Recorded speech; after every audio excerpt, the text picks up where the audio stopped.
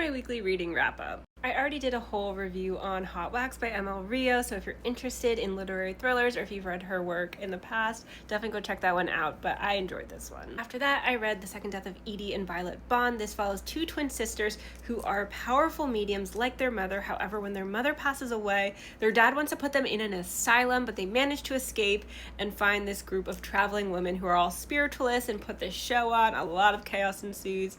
I really love the historical details about this one, especially the way it tackles misogyny and how women were able to find a platform. Also started, but I haven't finished, These Violent Delights by Micah Nemmer-Ever. I love dark academia, but this puts the dark in dark academia to the point where it's making me a little bit uncomfortable, so I'm going a little bit slower in the end. But I really love his writing style. The characters are flawed, they're messy, but they're interesting. I'm still gonna decide how I feel about this one once I finish it. But on the lighter side of things, I read The Worst Best Man by Mia Sosa. This is a contemporary romance.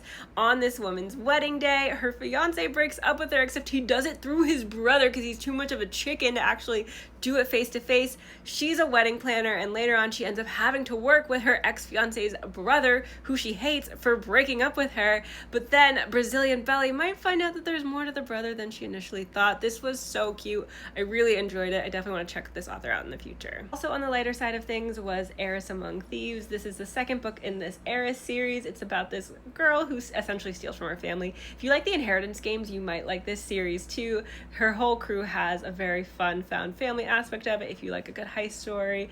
And in this one specifically, her estranged grandmother invites her to Europe for this big reunion. She's like, this is gonna be the perfect opportunity to steal from her because she's terrible. Anyway, her grandmother then says, hey, surprise, I'm about to croak and I'm gonna be buried with all of my riches. So clock's ticking. So much family drama in this one. I had a great time. It was really funny at times. And I got to read an arc of Thief of Night by Holly Black. I will do a video on this closer to release day, but if you liked Book of Night, I think you'll like this one too. I had a great time reading it. I also just really love Charlie's character. The last book I finished this week was Bad Company by Megan Greenwell. This is a book about how private equity is taking over and destroying our country. If you like Matthew Desmond's style of writing, you'll like this one too, because she follows several specific people who are in different industries, but then also uses that story to tell a broader story about that specific industry.